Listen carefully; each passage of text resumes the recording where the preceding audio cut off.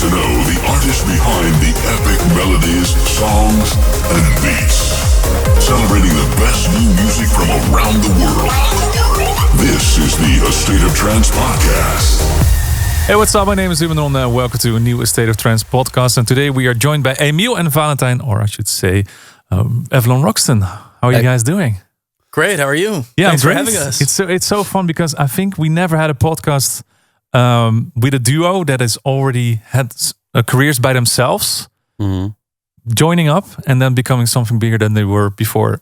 So normally it's like duos that are already together since childhood, they grow up or make music together or start DJing together when they're 12 or 13 years old. But with you guys, it's a different story. So we'll dive into that. But first of all, I always want to dive into the history of you guys. And we'll do it separately first. So I would like to know, I'll start with you, Emil. What was the first moment that you heard dance music, you fell in love with it, and you were like, okay, this is what I want to do? It's hard. One of the most prominent memories I have, which definitely shaped how I got into dance music, were my older cousins. They went to dance music first, and like when I was with them in the car or whatever on holidays, they'd always play house music. And then I remember, I think it was the Tomorrowland after movie of 2012. Oh, that's a good one. Iconic one. Yeah, exactly. My cousins were watching that and showing it to me, and I was like, oh my God, this is crazy. And that's kind of how I started to get into dance music and production then. Those days. So listening to the after movie of Tomorrowland in the car with your cousins was the first time you were like, okay, hey, this is something special. This is something I want to be doing. It's definitely the moment where I remember that something like just sparked up. I've heard dance music before, especially I remember one of my dad's friends, he was a DJ, and like on weddings or some stuff I attended as a kid, there was like trance, dance, house music, whatever. I don't really know exactly what it was playing. So it wasn't part of my life before, but that was the moment, I think. What about you, Valentine? Because I know that you come from a very musical family. Your father is a fantastic singer as well. Can you tell us a little bit about that as well? Like, what was the first time that you fell in love with dance music as well? Because you're more from a classical background, I think. It's funny because I'm more from a pop background. Like, started singing very early on. Like, when on TV, I had my first TV appearance when I was 8. In like a choir that's called Kinderen voor Kinderen, which is big in the Netherlands. It's one of the biggest shows we have, actually, especially around that time. Yeah. Which was an amazing experience. And after that, like went to musicals, like being younger, and like started learning the piano. And I kind of started songwriting at the age of around 13. So songwriting and singing. And then that evolved, like EDM started like becoming big, and you saw all the Dutch names that made it big, which is really inspiring. Yeah. I was like, oh, this is so cool. And then when I was around 18, 19, Afrojack reached out. Being like, yo, I love your voice. I love what you do. Come by my studio. And that got me signed to Wall Recordings. Learned a lot. Like started diving into production, understanding dance music better. Yeah. And started kind of developing myself that way. So you came from a more... came later, actually. So you started out in pop music? Yeah. Singer-songwriting, I guess. Yeah. Most of it. Yeah. How did Afrojack find you? Like, were you putting out stuff, or did he know someone that knew someone? No, his A&R found my YouTube cover. Okay. What did you cover? Yeah. I covered What Do You Mean, Justin Bieber. All right, so the microphone is all yours now. Let's not do that. Yes, we do. No. So that's how he found you. That's really cool. Which is crazy, yeah. But you were already listening to dance music, or you were really into pop music still? No, for sure. I started listening to dance music when the golden era, like EDM era came. And I was really inspired by guys like David Guetta, Martin Garrix, Afrojack. Yeah. And then you admire Afrojack, and then his A&R reaches out. It must have been surreal. I know. Yeah, it was super surreal. Okay. And it started me to like also dive into like understanding the music business better, and like really trying to find a sound, which is very important in the industry. So it was a big learning process over the years. That's awesome. Okay, we'll go back to you, Emil, right now, because correct me if I'm wrong, because I did some research, of course, for doing this podcast, and I went back to 2016. That was the first release that you had on Beatport, at least. Wow. First Roxton release, High Above on Club Restricted. So was that your actual first release, or did you already have something before that, as in maybe a different alias or something? Or I didn't. I think that was actually my first release. So at that time I was 14. So holy shit. Yeah. That's so young. That's insane. Yeah. And I mean, I started out on SoundCloud, just putting out remixes, also uploading my own stuff. And then I remember that High Above record, I released it on like some weird ass label in Greece. Club like Restricted. Some guy that would just put it up on Spotify or whatever. Beatport, apparently. I didn't even know that was on there. And that was my first release on Spotify then. So we go from the after movie of Tomorrowland from 2012 to 2016, when you were 14 years old. Yeah. To your first release. So tell us how you went from listening to that after movie to starting to make music to actually get something done and releasable. I mean, I guess it was the typical way. I mean, I really. Well, if you're 14 and release something, that's not a very typical way. Yeah, but I mean, the way I got there, it was just I heard the music, I thought it was super cool. Yeah. I played the piano and drums, so I was like, I want to do stuff like that too, and then just dived into GarageBand, and then really quickly reached the limits of that. And my dad got me Logic, and then I was just in my bedroom all day trying to figure out how to recreate songs, diving into production techniques, and then started with the remixes. And I was doing music all day. It's like an obsession. Yeah, exactly. Yeah, so biggest hobby. You had already some musical knowledge before you started doing that by playing instruments when you were growing up. Yeah, I had piano and drum lessons, and then I actually played in a big band, so I did like jazz drums and stuff. Which is super valuable, I guess. It's really valuable when it comes to like groove and stuff. And I mean, I guess naturally you just have a solid understanding of how to maybe arrange songs or put certain elements together. Especially playing in a band, that obviously helps to like know what works what together, what doesn't. Which ingredients you need to make like a proper track. Exactly. Yeah. So the arrangement done in a band is what you should put in the DAW as well. Like you have your drums, you have your bass, you have your brass, you have your violins, whatever, stuff like that. Yeah. No, that's good knowledge, I guess. After that, you released all Nights on Karma Tracks 2016. And one of the things that stood out for me is suddenly you had a remix for Dirty Dance, Work Hard, the Roxton remix, which was suddenly sort of dubstepy kind of thing. Yeah. Rather than the 4 to the floor stuff. Yeah. I mean, that's all the stuff I did when I was, as I said, 14 to, 17. And I was just having fun, you know? Like whatever I thought was cool would just be, if I ever had the option to put that out, I put it out. And this was actually with a label from my hometown, Düsseldorf, a super small label. Mm-hmm. And so when I was 15 or 16, I don't know exactly when that song came out, they got in touch with me and they were like, hey, we think it's super cool what you're doing, and we want to like be a part of your journey and like help you, whatever. And so I did some releases on that label, and I think that remix was part of that too. Yeah, and 2020 was a big year for both of you guys because you got signed to We Play Records, which is a massive and really, really high quality label. And in the meantime, you released Sucker for Love together with Armin. Yeah. Can you tell us a little bit more about how that came about, working with Armin on that song?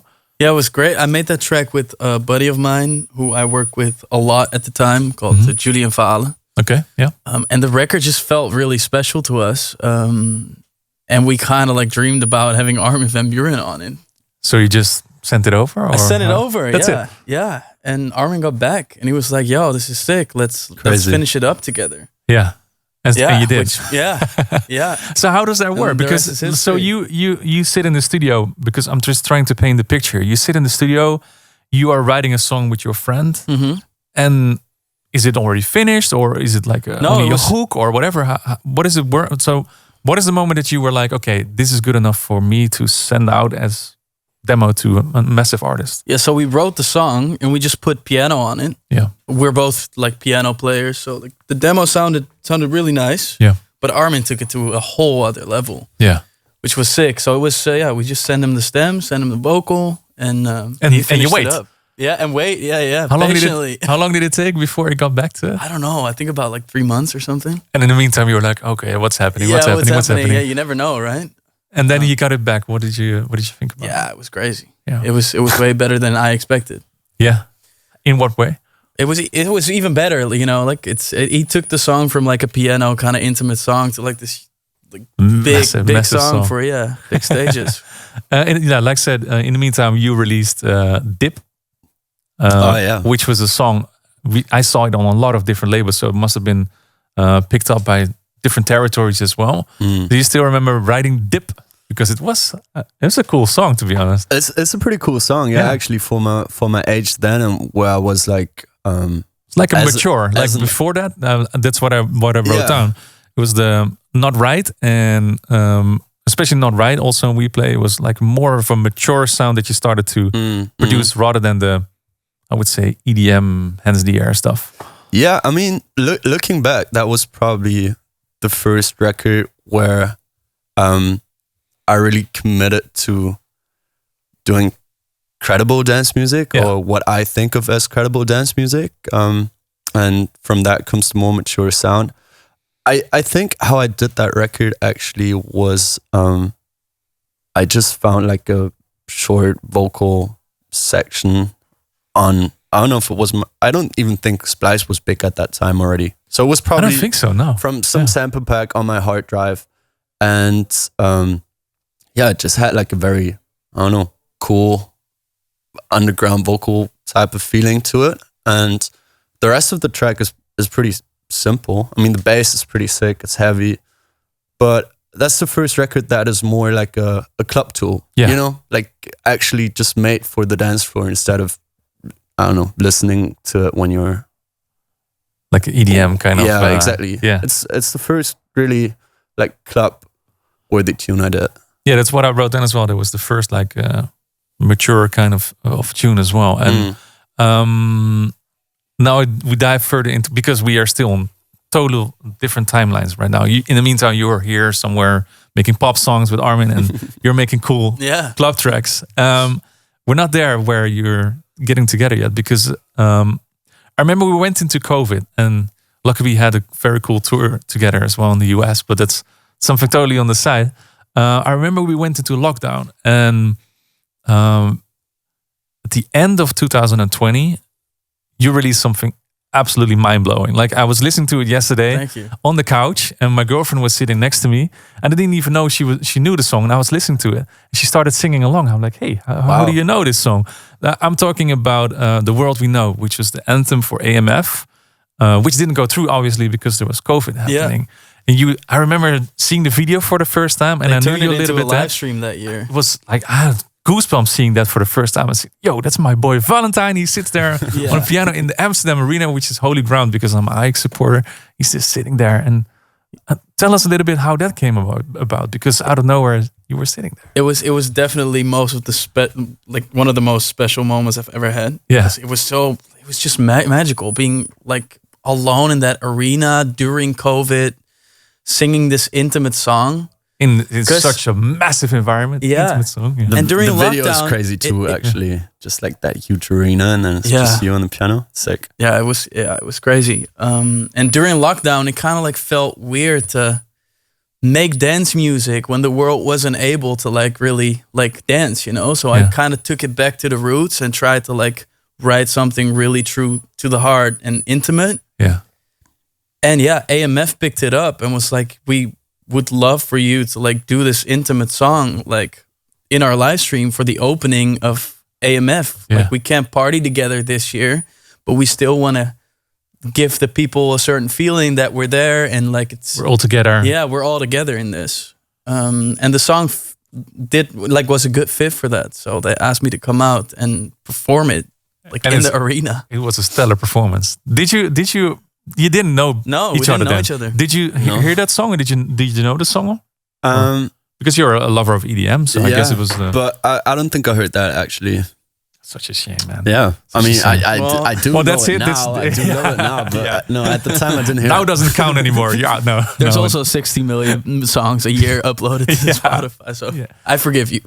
No, I Thank guess you. because it was, at least for the Netherlands, it was such an iconic moment because, like, the AMF was always the peak of Amsterdam dance event. Yeah. It was always like the DJ Mag Top 100. Everybody was watching it. Like, AMF was like I would say, the follow-up to Sensation in the Netherlands in sort of a way, like such an EDM based festival with massive artists, and everything got cancelled, and that's why I remember it so well.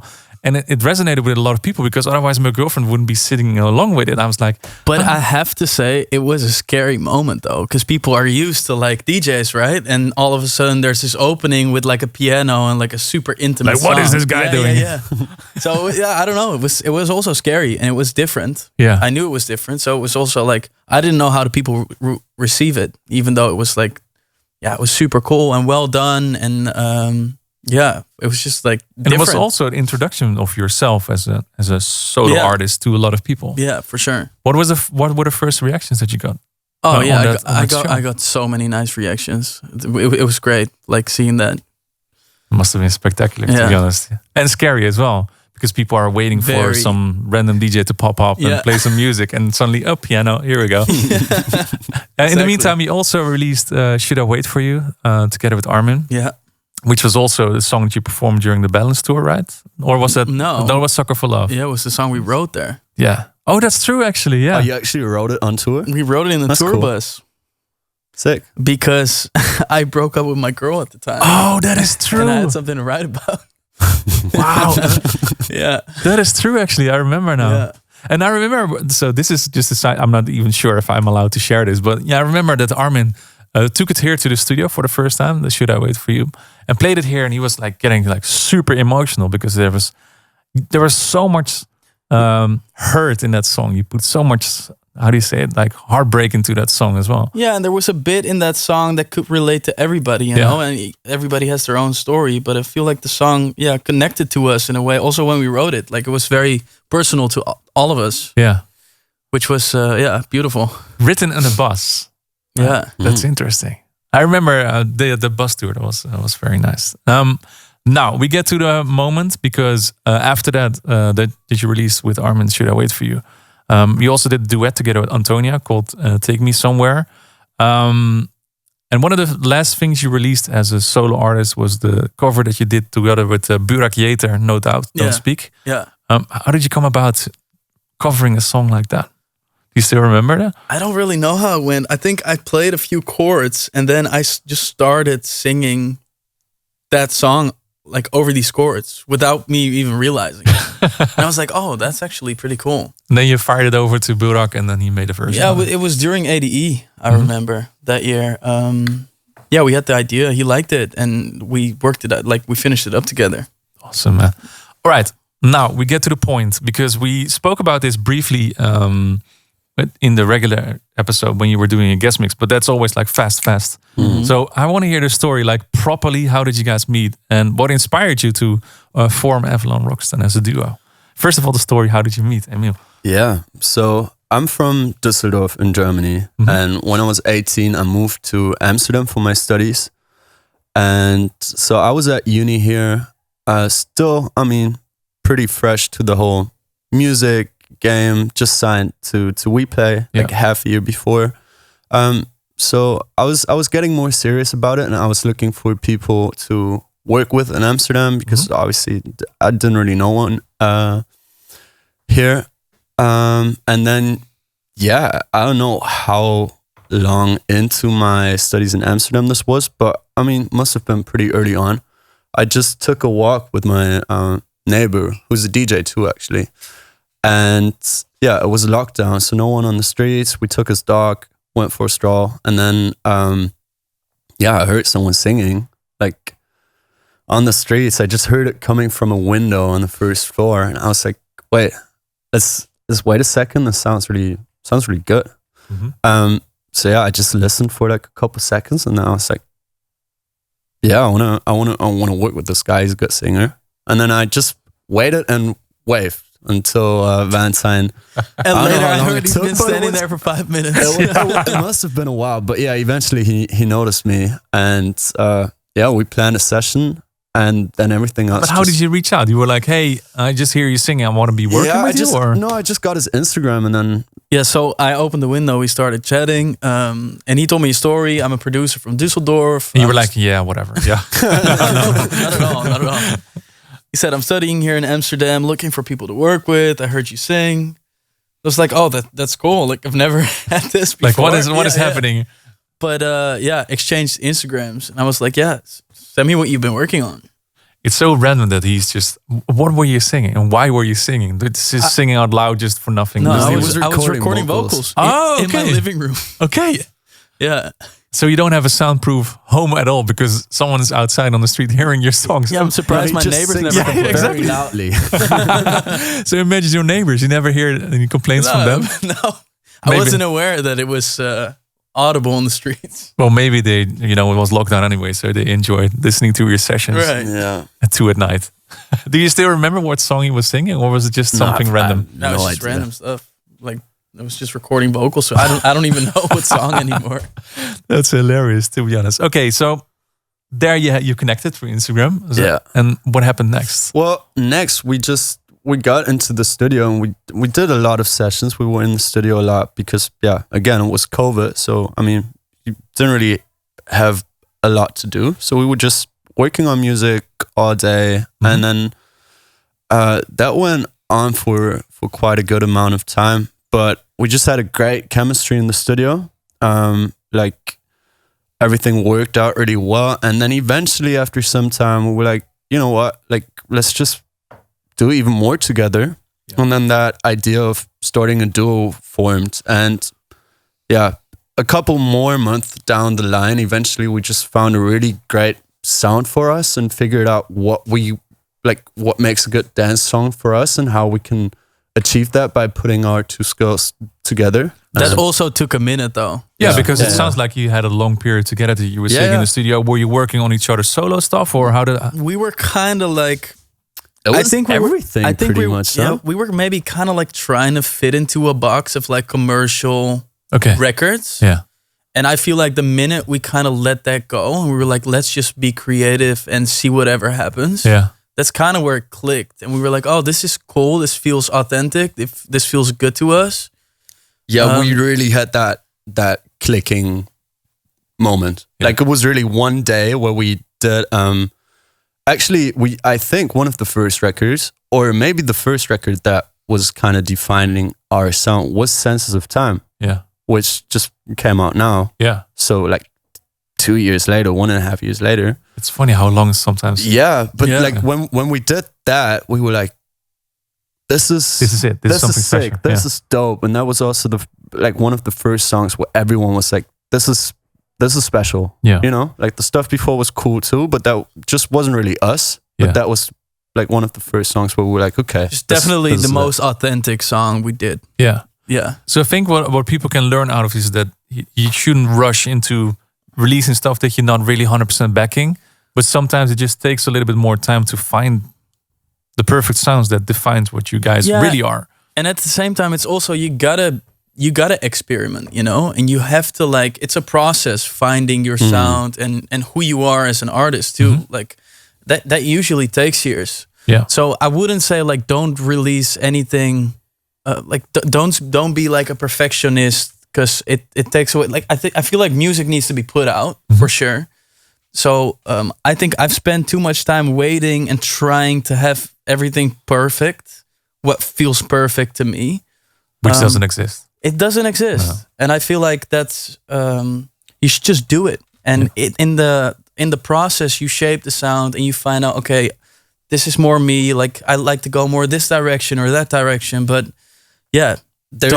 don't be scared to put your music out there. Yeah, and there's also something to be said about working as a duo, obviously, because I mean, finding your sound as an artist can be challenging enough on your own, but obviously when there's two of you, it's another process again, because you got to find the middle ground of what you both want to do, or what comes naturally. because we come from different backgrounds, so naturally Absolutely, you bring different ideas to the table, and it takes a good amount of time to really know how the other guy is perceiving music, how he wants to do music, like what he's looking for in a song. And once you really understand that in each other and like get a feeling for, okay, so this is what we both want in a song, like how our ideal song works. And if you get that right the first time, you're like, okay, this is us, you know, this a bit of you, a bit of me, this is us, and this is a unique sound. But that takes Did you time. have to make concessions doing that? Because the first release that you guys did was the, correct me again if I'm wrong, the Moby cover, Boy Does My Heart. Did you have to make concessions to either to each other making that song? Be like, hey, I'm not really liking that hi-hat, but he likes it, so just keep it in or whatever. Of course. I mean, it's a collaborative process. And of course, you got to give and take sometimes. But I feel like we have a pretty natural way of working together. And we tend to go kind of the same direction, but obviously not always the same direction. But I feel like it's also nice to like talk about that and learn from each other that way. So like to me, that feels really good. Yeah. That's what I like about doing collaboration as well. That you have sometimes you have to step out of your comfort zone and just accept certain sounds that you're not really. I'm like, maybe you shouldn't do that, but in the end, it works out fine. Yeah. Okay, he's right about that chord here or whatever. Sometimes, and it feels great to have have two sets of ears, you know, because you might not hear stuff that the other one does. That is very and true. Vice versa. So tell me, what is the dynamic between you guys as collaborators? How do you split the roles in production, really? So, I mean, I focus on production mostly, but we try to do as much of every process together. So usually we write the songs together in the same room. Yeah. Then obviously, because we're in the studio together, we also start the demo together. So like the whole vibe is pretty much there. Yeah. And then I finish up production, do some details, but pretty much like all of it is really collaborative, and we do everything together. And now we're living in two different cities. I moved to Berlin last year to really focus on productions and also getting the network and stuff. And now it's actually quite a fun process too, because we see each other a lot and work on music, but a lot of it is also just exchanging ideas, which is really fun and is a cool creative process to just send stuff on WhatsApp and then be like, no, I don't think this is cool. And then on to the next one. And if you feel like you got something good, you get together and work on it. Or you give it to the other guy and just see what he does to it. And so it goes back and forth. It's really cool. So do you have like a Dropbox folder together that you have the projects? Because I know you work in Logic and you Logic as well. So we actually don't have the project somewhere online. But like stems and stuff. The Logic projects. I mean, I do all the Logic projects, and then we usually stem it out. Okay. Yeah. So why don't you work together in the same project? Huh? It's very nice for the project. We actually could. We just never really did. It's also pretty new for us. Like to I don't know. You're still figuring out being away from each other sometimes. Being in different cities. But I feel like we kind of like found it. Like he sent me a lot of ideas. I do the same thing. I sit in the studio. I make like 3 vocal hooks. Put some nice sounds together, shoot it over to Emil, and he's like, oh yeah, I like this, or maybe I would change this up. So I go back to the studio, and then once we're together, once a month, we usually finish up the best ideas, record videos to them straight away, to see also what fans think, you know, and what the community thinks. Yeah. And then, once we get a good reaction, it's also clear for us what to release next, which is amazing. It's a good natural filter, I guess, for grabbing the best ideas, you know, because there's so many steps in the process. It's just easy to really know after like a week or a day after listening to it without being preoccupied by being in the studio and doing it. Yeah.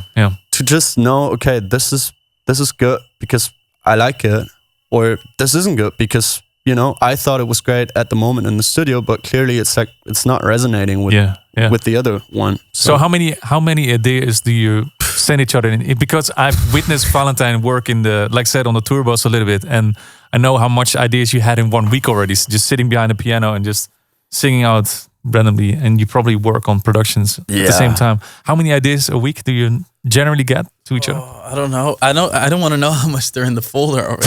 It's crazy. It's crazy. Yeah. I mean, it's hard to have an average because I mean, there's also weeks where you might do like 20 ideas or something, like 7 songs, full songs. And then there's weeks where you, I don't know, don't do new stuff and just finish up stuff. But I think we're like in that Dropbox, we have like 60 songs now just from last year, which is crazy. And like, as I said, minimum 50% just gets lost on WhatsApp, where we like kill it from the first minute. Straight away in the garbage. Yeah. Yeah, this ain't it. This ain't it. It's brutal, man. It just destroy ideas like that. It's challenging in the best way because, you know, I might be in the studio, do like a production I think is super sick. And I'm like, hey, can you try some like vocals on that? And then all you get is like, nah, buddy, I'm not feeling it. You're like, and my heart. And I might do the same thing. You know, you might write a song, send it over, and I'm like, you know, I'm not even gonna go into production because I don't think it's cool. And it's a very brutal but very honest collaborative process. Do you sometimes hate each other? You must. Of course. This man again, he's just crushing every idea that I have. I hate him. No, it's actually fine. The momentum is so good, you know. And we there's just so many tracks we're working on at the same time. If you're passionate about one idea that he might not be passionate about, like it's fine. You just move on to the next. It is what it is. It's also a trust thing, right? Yeah. So so you started your career, I guess, together with the Moby remix, and then the first release that you already had was Fate, right? Yeah. Which was on Island Records, which is a major label. You don't see very often that an artist starts out releasing stuff on a major label. You would say it started out like your personal solo careers on smaller labels. And how did you guys just start out the way that you did? It's a lot of it just has to do with social media and the way things are now. So, I mean, it's really hard to get your records signed or to like even get your artist project signed if you don't have the numbers and the momentum on social media. Yeah. Like it's close to impossible.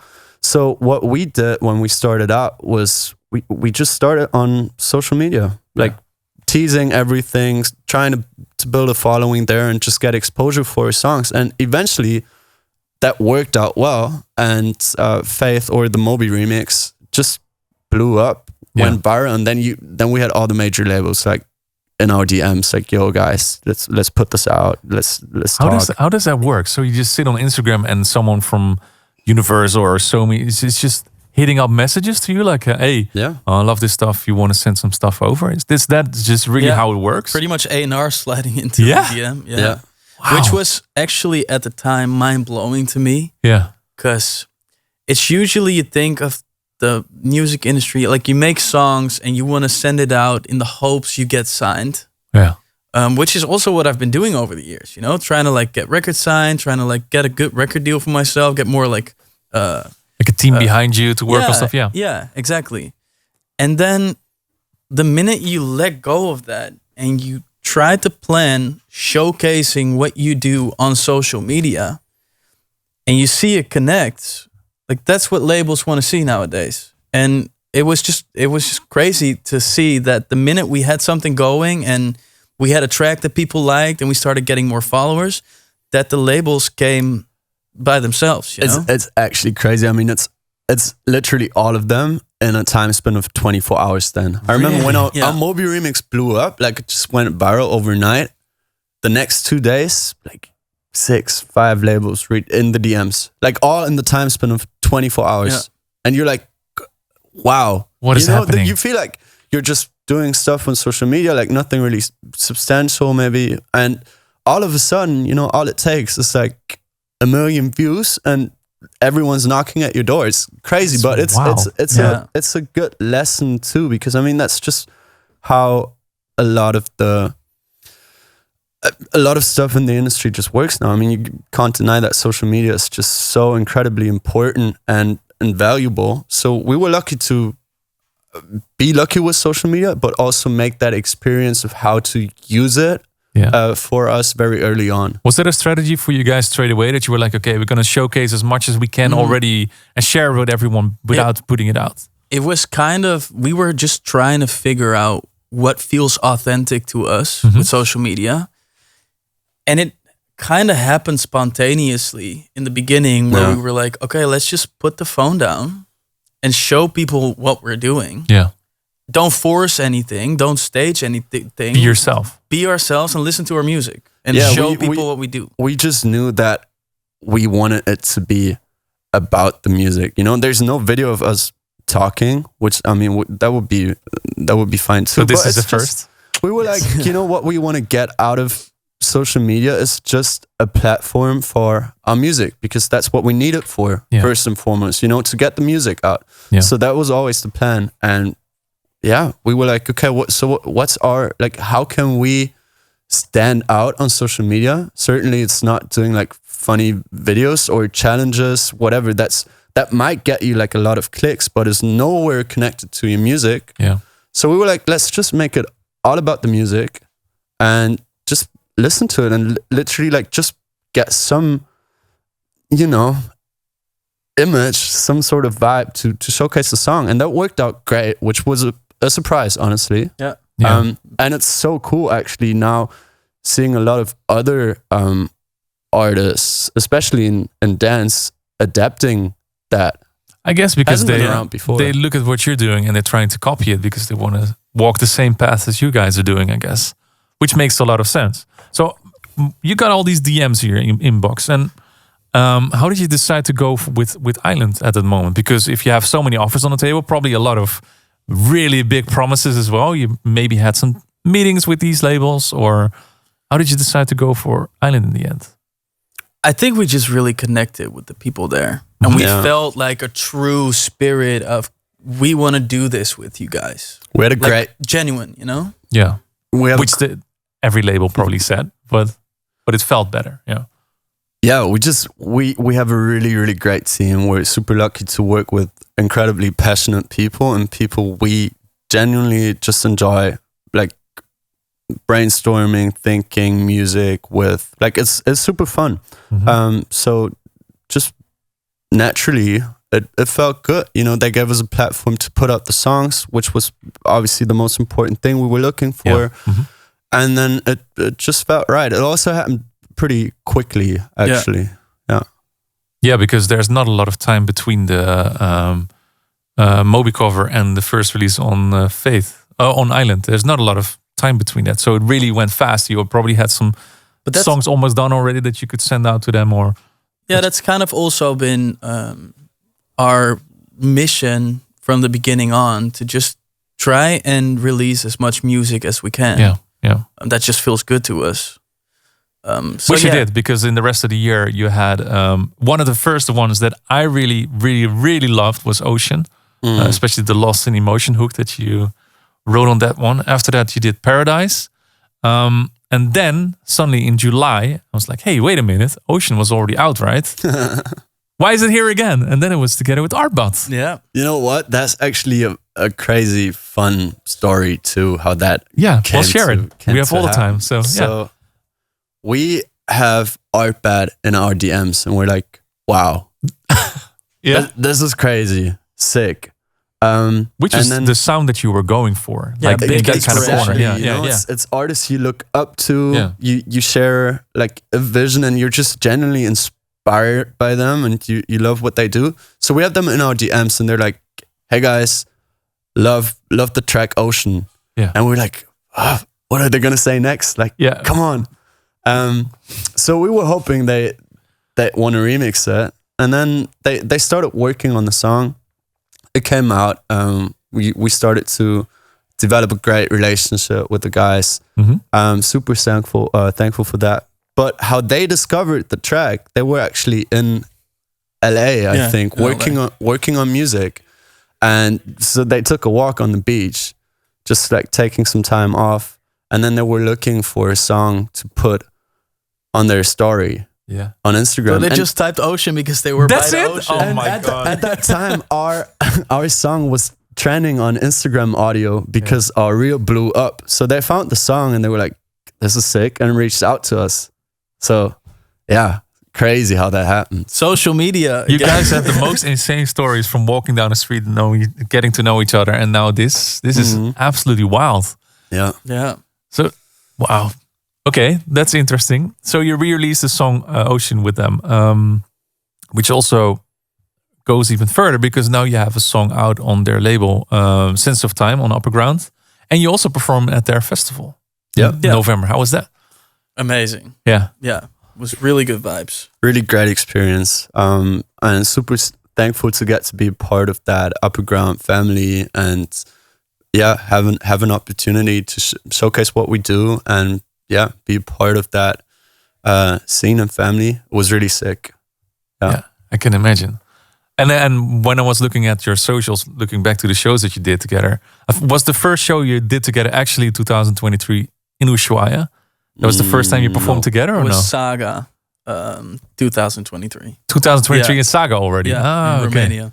So think about it. The first show, just 2 months before. The first show was Saga in Romania, and then the second one was Ushuaia. Could be worse. Yeah. Thank you, social media. No. I guess that's how it works sometimes. Okay, so when you sit in the studio, because I know a little bit about how you work now together, but you say that you worked together in the studio most of the times as well, rather than working remotely. How are you going to tackle that in the future then?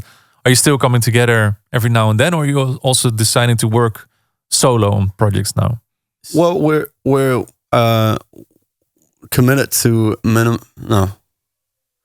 How are we gonna do it? I mean, we don't even think about it too much because ideally we're gonna be touring more anyway. So naturally, you spend a lot of time together, and we can create stuff. It's just really important for us, which is something like we kind of agreed on like 2 months ago. It's like whatever happens, we need 5 full days in the studio a month to like be able to like finish up what we have, work on new stuff, to just keep the music going. Get a mind meld together so you know where to go together. Yeah, so no matter how hectic it is, let's really try and get those 5 days in. So. And it doesn't matter where. Obviously, it ends up being way more because, like you're playing shows there together and then you're doing all the stuff. And in the meantime, you exchange ideas. Exactly. It's just nice to have 5 days together in the studio a month. Yeah, well, and when I looked at your Instagram as well, one thing that I really noticed is that you sit in a different studio every single time. Right? Yeah. Is that because you're just on the road and just trying to get space together? It doesn't matter where. I feel like every studio has its own vibe. Yeah. So I also feel genuinely creative, like being in multiple spaces and not be in the same space all the time. Yeah. That's the first thing that I noticed was like, okay, that's a total different studio than that one. That one is different. Yeah, it's also we travel a lot. Like he lives in Berlin now. Here in I live in Amsterdam. Yeah. So yeah, it's also kind of like you have to use the tools that you have. Yeah. One of the questions that I always ask when a duo is here is that do you ever get into fights, or is it when you travel together, because sometimes we're just humans, you just annoy each other. Yeah. Is there different habits from each other that you really hate about each other? I think we both kind of like our space sometimes, especially when shit gets hectic.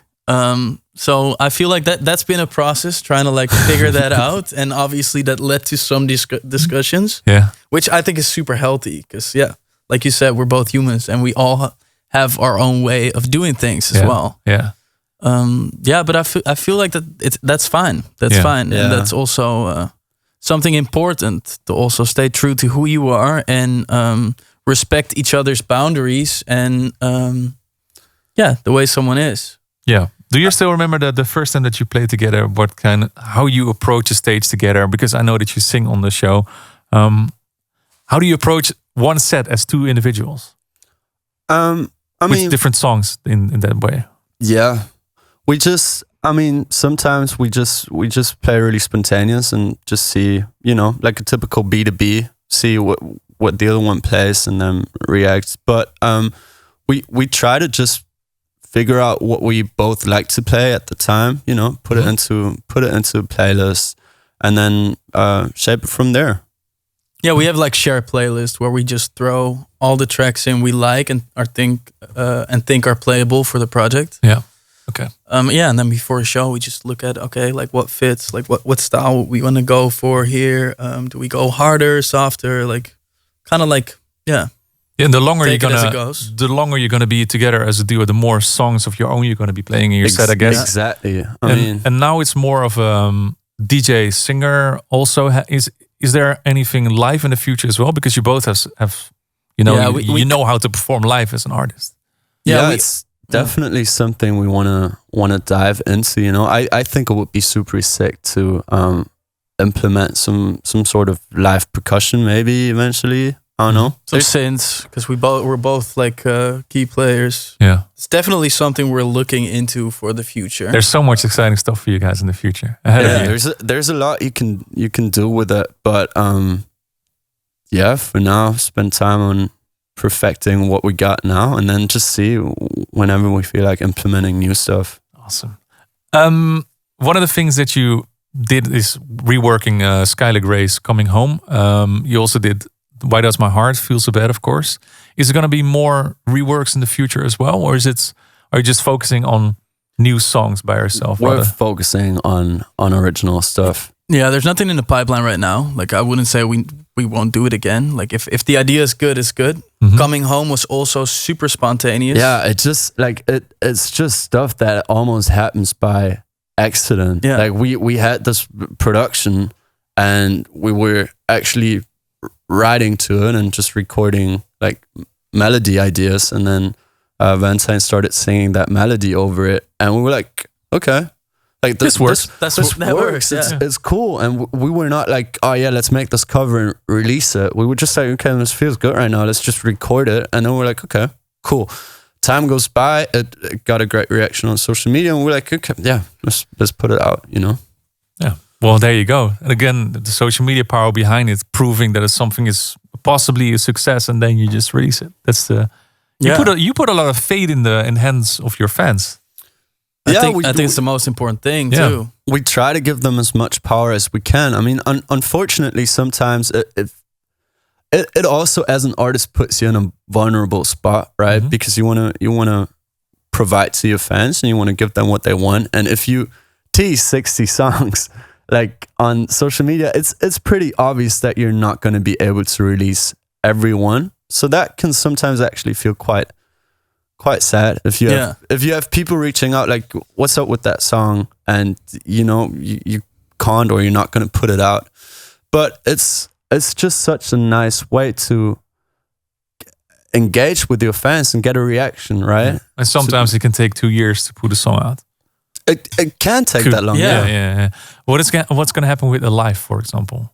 Or the remix you did for Strong. I mean, a lot of people ask for Alive too. I don't know, like it's definitely like one of the candidates for like new releases. Yeah, I love that one, man. Yeah, it's special. That's why I was looking it up. It's not released. With the remixes, I mean, the Strong one is on SoundCloud. All our remixes are, or like we try to upload as many as we can on SoundCloud.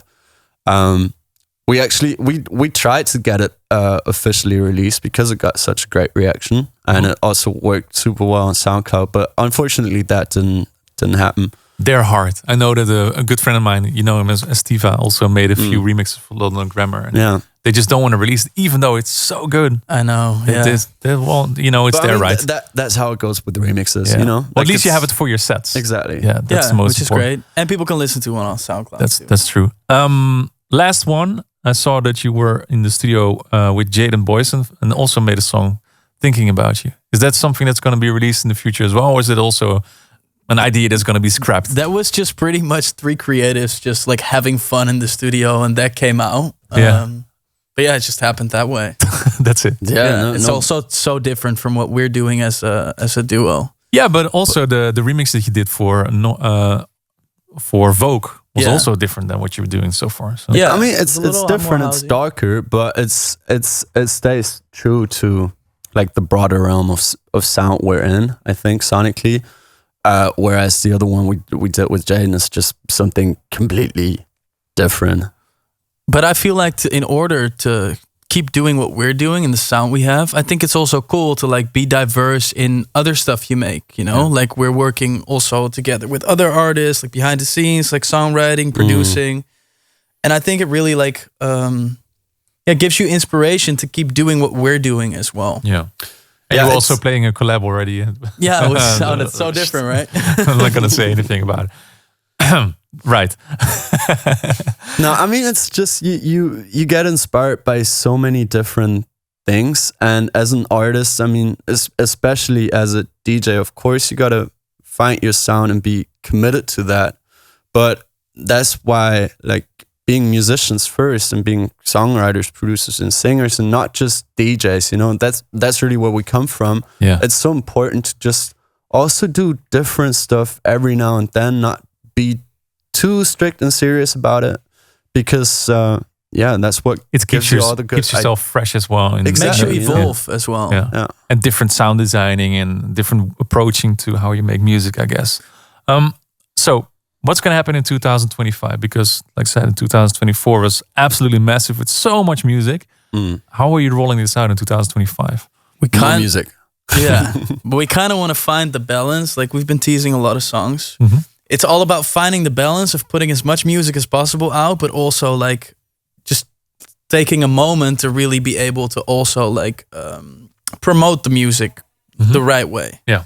So yeah, it's gonna be a lot of music, lots of shows. Yeah.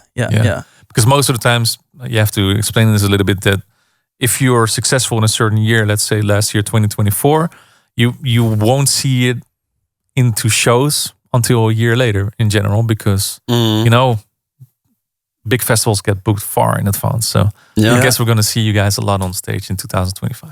I hope so. Yeah. I'm pretty sure. Like the stuff that you're doing right now, really, I think it resonates with a lot of people. So you'll be fine.